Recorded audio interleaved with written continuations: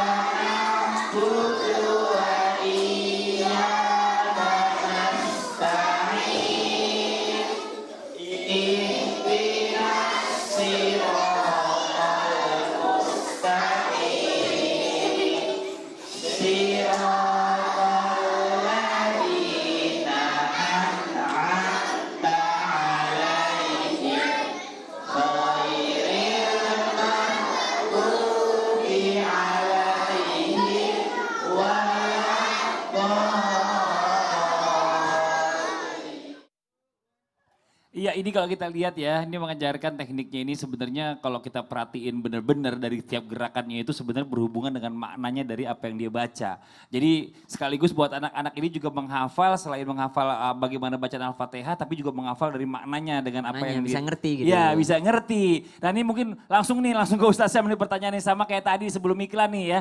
Apa masih ada lagi atau mungkin cara yang lebih cepat untuk mendidik anak membaca Al-Quran dalam Islam agar cepat pintar membaca Al-Quran, pintar mengamalkannya. Nah kadang-kadang kita tahu nih ya, kita sebagai orang tua nih nggak melulu bergantung sama guru atau bahkan kita juga nggak selalu bisa mengajarkan anak kita selalu terus menerus. Mungkin bagaimana nih tips-tipsnya, silakan Ustaz Syam.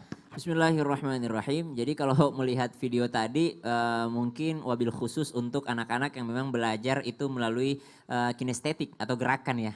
Karena ada juga orang yang auditori. Ya auditori itu secara menghafalnya secara mendengar. Ada betul. juga yang secara visual gitu, dengan cara melihat, maka dia menghafalnya melalui gambar gitu. Ada juga anak yang menghafal melalui gerakan. Jadi nggak bisa disamakan semua orang karena di antara anak-anak tadi masih ada yang kebingungan karena repotnya jadi dua, udah ngafal bacaannya, ngafal gerakannya lagi kan lebih malah tambah lagi susahnya. Kalau teknik Rasulullah Sallallahu Alaihi Wasallam begitulah dengan Rasulullah Sallallahu Alaihi Wasallam meramu semuanya gitu. Kadangkala Rasulullah mengajar dengan cara memperdengarkan, kadangkala ada juga sahabat yang menulis di pelepah kurma, ada juga yang diberikan contoh mana Rasulullah tuh turun ayat itu pasti akan ada yang namanya asbabun nuzulnya gitu. Betul. Kejadian dulu, jadi mereka mengingat fase ini turun ayat ini, kejadian ini turun ayat ini, berarti itu dengan gerakan tadi atau dengan contoh tadi.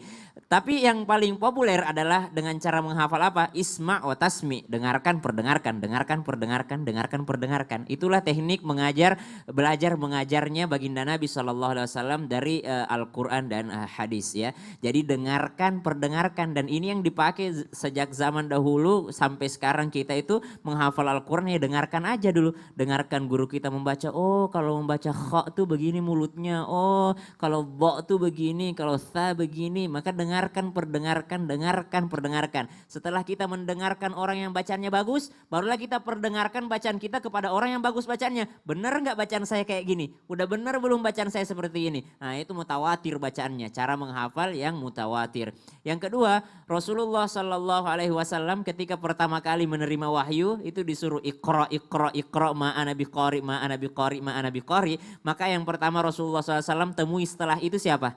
Ibunda Sayyidatina Khadijatul Kubra radhiyallahu taala anha wa ardhaha. Apakah Khadijah langsung tanya, kenapa? Ada apa? Enggak. Rasulullah Shallallahu Alaihi Wasallam sampai kepada istri beliau Ibunda Khadijah itu diselimutin dulu, ditenangin dulu, dan Siti Khadijah tidak bertanya kamu kenapa gitu. Langsung Khadijah Al-Kubra, Sayyidatina Khadijah memberikan motivasi. Engkau itu orang baik, suka bersedekah, suka menyambung silaturahim, mana mungkin ada yang mau jahat sama engkau. Setelah itu baru ditanya masalahnya apa. Jadi ketika menghafal Al-Quran langsung ditanya, kok jangan langsung ditanya, kenapa kok susah banget hafal ayat yang itu? Kenapa kok susah banget nyebutin za? Enggak, dibiarin aja dulu, ditenangin. Sampai dia tenang, barulah pasti dia akan cerita. Saya tuh kesulitan banget Ustadz nyebutin za. Saya susah banget hafal ayat ini, saya susah banget. Setelah itu, jadi ditenangkan dulu, kata Rasulullah SAW, zammiluni, selimuti aku dulu, tenangkan dulu aku, jangan kau tanya aku kenapa gitu. Baru setelah itu baru ditanya apa masalahnya. Kalau dari orang tua kami ketika mengajarkan Al-Quran, orang tua kami tuh awal-awal tuh dengan cara memberi hadiah. Waktu kami masih umur karena menghafal Al-Quran mulai SD dengan cara hadiah. Oke, 10 juz dibeliin ini, 5 juz dibeliin ini, dibeliin ini, dibeliin ini. Setelah itu beda lagi tekniknya. Setelah agak dewasa anaknya, caranya adalah orang tua kami mencontohkan gitu.